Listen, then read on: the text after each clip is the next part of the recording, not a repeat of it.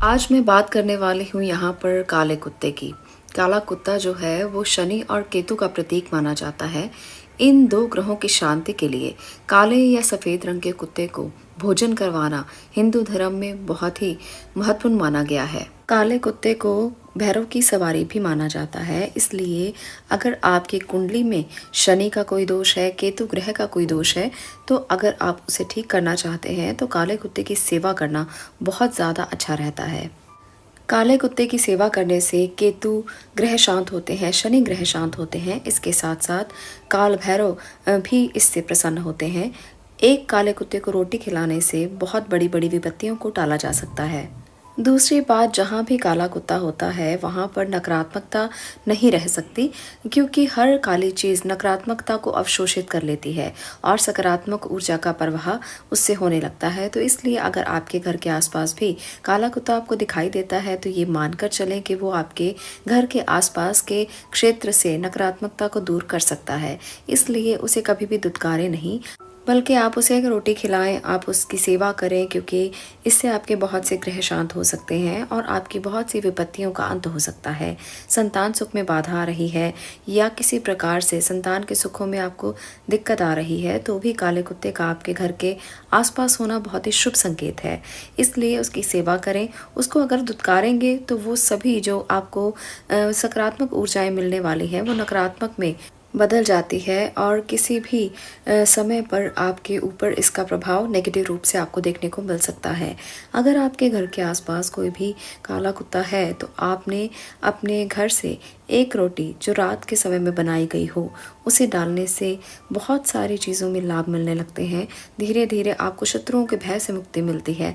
अगर आपका कोई गुप्त शत्रु है, अगर आपका कोई गुप्त ऐसा शत्रु है जो दिखाई नहीं देता और आपके पीछे षड्यंत्र रचता है, तो ऐसे शत्रुओं से भी आपको मुक्ति मिलती है। तो इसलिए आपको भी कुत्ते की सेवा ज़रूर करनी चाहिए। हर किसी को उसकी सेवा करनी चाहिए। कुत्ता एक ऐसा बेजुबान जानवर है, अगर हम सब लोग मिलकर उसकी सेवा करते हैं, उसको रोटी खिलाते हैं, तो उसका तो भला होता ही है। इसके साथ साथ हमारी कुंडली के दोष भी दूर होते हैं। हम लोगों की कुंडली में जितने भी कर्मों से रिलेटेड दोष हैं, जो भी हमने पिछले कर्मों में किए हैं, वो भी सुधरने लगते हैं।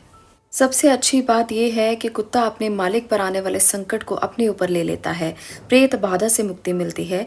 काला कुत्ता सुबह शाम अगर आप उसको रोटी डालते हैं तो सबसे बड़ी एक और बात जो आपके लिए बहुत लाभ देने वाली है, प्रेत बाधा से तो मुक्ति मिलती ही है, आपके कर्जों से भी आपको मुक्ति मिलती है। जो लोग कर्जों के नीचे बहुत दबे हुए हैं उन्हें सुबह और शाम 2 समय पर काले कुत्ते को रोटी खिलानी चाहिए। कुत्ते को रोटी खिलाने के संबंध में एक कथा भी है। नामदेव नाम के एक महान संत हुआ करते थे। कहा जाता है कि एक बार कई साधु संत खाना खाने के लिए बैठे हुए थे। अचानक से एक काला कुत्ता आया और कुछ साधुओं के खाने में जूठन कर गया। उसके बाद साधु कुत्ते को बुरा भला कहने लगे। उसके बाद कुत्ता नामदेव संत के पास आया और उनकी एक रोटी उठाकर भाग गया। नामदेव संत बहुत महान संत थे, इसलिए उन्होंने एक घी की बरनी ली और कुत्ते के पीछे दौड़े और बोले, रुको भाई, अगर तुम्हें रोटी खानी ही है तो आओ, मैं तुम्हारी रोटी को चुपड़ देता हूँ। नामदेव की ये हरकत सुनकर बाकी सभी संत हंसने लगे। वो कुत्ता कोई सामान्य नहीं था, बल्कि भगवान का एक अंश था। उसके बाद वे अपने आकार में आ गया और बोला, तुम सही मायने में संत हो। बाकी सभी साधु संत ये देखकर बहुत अफसोस करने लगे कि उन्होंने भगवान को दुत्कार दिया। इस प्रकार से ये माना जाता है कि ईश्वर किसी भी रूप में, किसी भी संदर्भ में आपके पास आकर आपकी परीक्षा ले सकते हैं। इसलिए हमें किसी भी जानवर को दुत्कारना नहीं चाहिए। इसलिए अगर आप अपने ग्रहों को ठीक करना चाहते हैं, राहु केतु के ग्रह को ठीक करना चाहते हैं, काल भैरव को प्रसन्न करना चाहते हैं, अकाल मृत्यु से बचना चाहते हैं, स्वास्थ्य संबंधी दिक्कतों से बचना चाहते हैं, अगर बीमारी बहुत ज़्यादा घेरे रहती है, तो भी आपको इन सब संदर्भ में काले कुत्ते की सेवा करनी चाहिए, उसको रोटी खिलानी चाहिए। इसलिए अगर हम कर्म सिद्धांत की भी माने तो अच्छे कर्म करते रहने से अच्छा ही होता है, लेकिन अगर हम बुरे कर्म करते हैं तो बुरा ही होगा, ये नियम है। अगर कुत्ते को रोटी डालते हैं तो संसार कल्याण की भावना रखते हैं, तो ईश्वर कभी भी गलत नहीं होने देंगे। इसके साथ ही हमें इस भावना को रखते हुए सभी तरीके से नियमों का पालन करना चाहिए। ये करने से अपने मन में भी सकारात्मकता रहती है और सकारात्मक परिवर्तन भी जीवन में ज़रूर आते हैं।